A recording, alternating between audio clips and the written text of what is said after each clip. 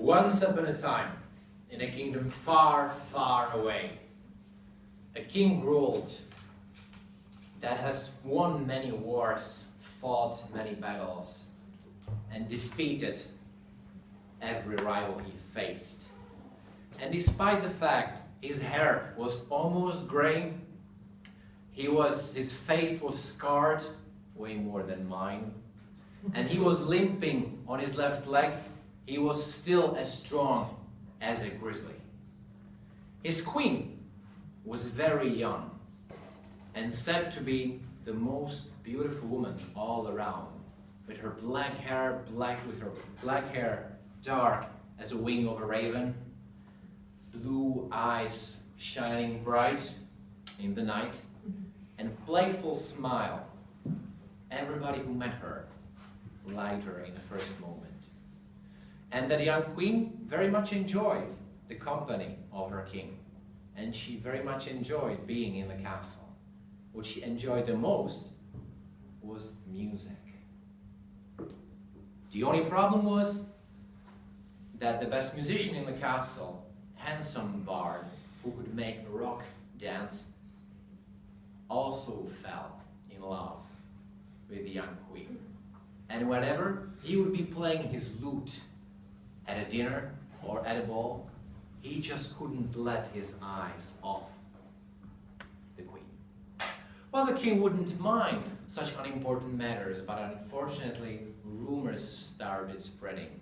So one day, with grief in his heart, he had to come to the bard to tell him that he's sending him away from the kingdom.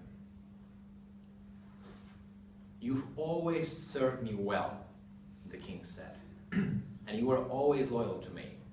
That's why I want to give you a very special gift, a magical lute that will allow you, when you play it, to get the heart of any woman that you will desire." The bard was still very sad because he loved the kingdom. He loved his king, and he didn't want to part with the queen, but he knew he had to. So in the evening he was sitting in his chamber, ready to depart, when he heard a knock on the door. It was the young queen.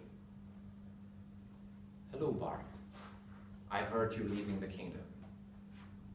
That's a pity. But would you maybe play for me one last time?" The bard hesitated, but when he looked her in the eye, he knew that he just cannot deny her what she wanted. So he took the lute he got as a gift from the king, and he started playing her favorite song. But this time, the queen didn't smile as she usually did. This time, she just looked the bard deep in the eye, and her eyes started filling with tears. And for the first time, the bard saw in her not a proud young lady, but a lonely soul longing for someone who would understand her. And as he played the last note of the song, the queen whispered, "Take me away with you, bard. I want to escape this castle." The bard thought the king, his own life, his own future, nothing of that did matter in that moment when he had so close love of somebody whom he himself loved for so long. So then he said, "Yes, we will run, we will go to the mountains." They sneaked into the stables, jumped on their horses, and they rode away. And in all that excitement, they haven't noticed the weird sound that the lute was making, that the bard took. And it didn't take more than an hour before they heard the sound of hoofs, of horses chasing them, and dogs barking. They were caught by 20 men of the king's guard, and they didn't have a chance. They were forced to get off their horses and each of them was tied to a tree as they were facing each other. The king arrived shortly. He jumped off his horse with his war hammer, his favorite weapon, on his back. First, he went to the queen. "I give you everything that you ever could have wished for, and this is how you reward me, by escaping with a bard."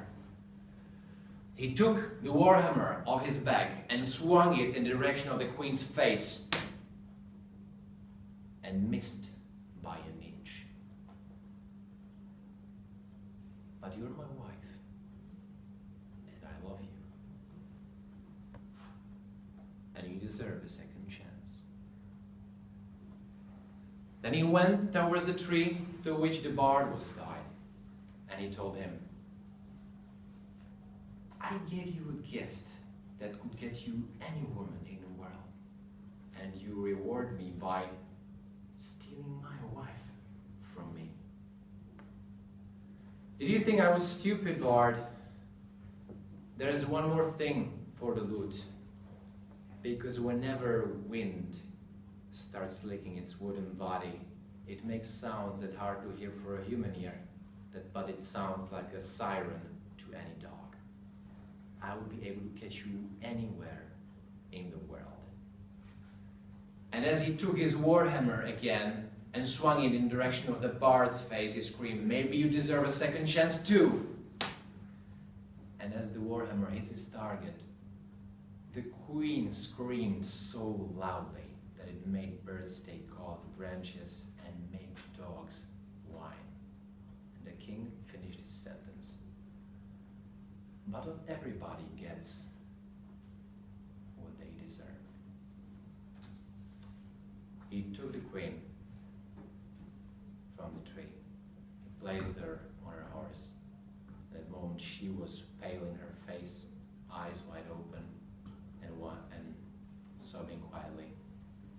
And slowly they rode back to the castle, where they lived happily ever after. It's the Toastmaster.